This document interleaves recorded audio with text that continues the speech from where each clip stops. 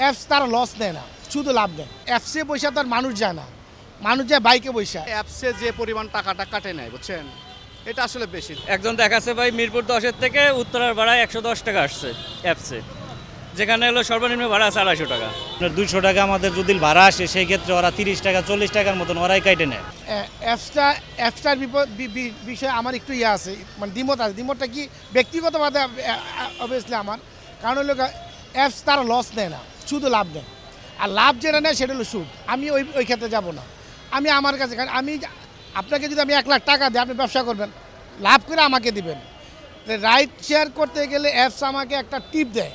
টিপটা এমন একটা টিপ দেয়, মনে করেন এন থেকে বললো যে এয়ারপোর্ট রোড, এয়ারপোর্ট রোড তো আপনি মহাকালী পর্যন্ত, মানে সেই মাথাও এয়ারপোর্ট রোড। আর এয়ারপোর্ট রোড এই মাথা থেকে সেই মাথা, এই মাথা হইলে 100 টাকা, সেই মাথাও 100 টাকায়। মানে এই অ্যাপসে এখন গুলায় ফেলতেছে তাদের, এই জন্য আমরা অ্যাপস তেমন একটা ব্যবহার করি না। অ্যাপসে পয়সা তার মানুষ যায় না, মানুষ যায় বাইকে পয়সা, এবং তেল খরচে যে যারা তার, কিন্তু সে তো এটা বুঝতেছে না। কিন্তু কতগুলো জাম ঠেলতে হইতেছে, কতগুলো কষ্ট হইতেছে, সে এতটা মানে খুবই কম। মনে করেন যে যদি আপনি কিলো প্রতি 20 টাকাও ধরেন, তাহলে 5 কিলো 100 টাকা না?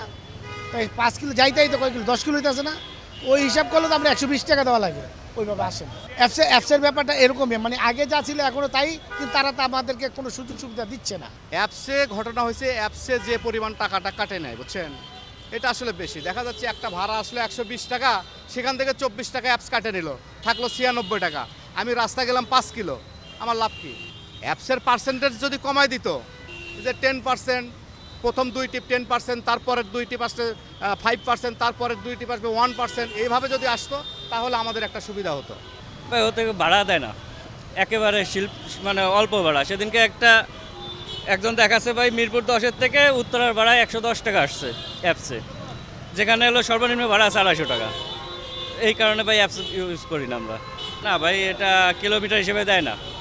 আগে দিত, আরও বছর 1-2 আগে দিত, কিন্তু এখন দেয় না। এখন উল্টাপাল্টা ভাড়া আসে।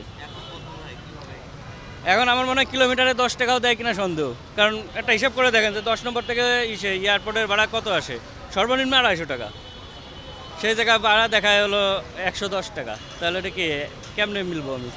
অ্যাপসগুলার সমস্যা হলো আরেকটা, দেখা গেলো যে আপনার 200 টাকা আমাদের যদি ভাড়া আসে সেই ক্ষেত্রে ওরা 30 টাকা 40 টাকার মতন ওরাই কাটে নেয়। তাইলে আমরা যে পারিশ্রমিকটা পাওয়ার কথা, এটা আসলে ঠিকভাবে ওইভাবে পাই না। সেজন্য অ্যাপসটা এখন আর ওইভাবে ব্যবহার করতে পারতাছি না।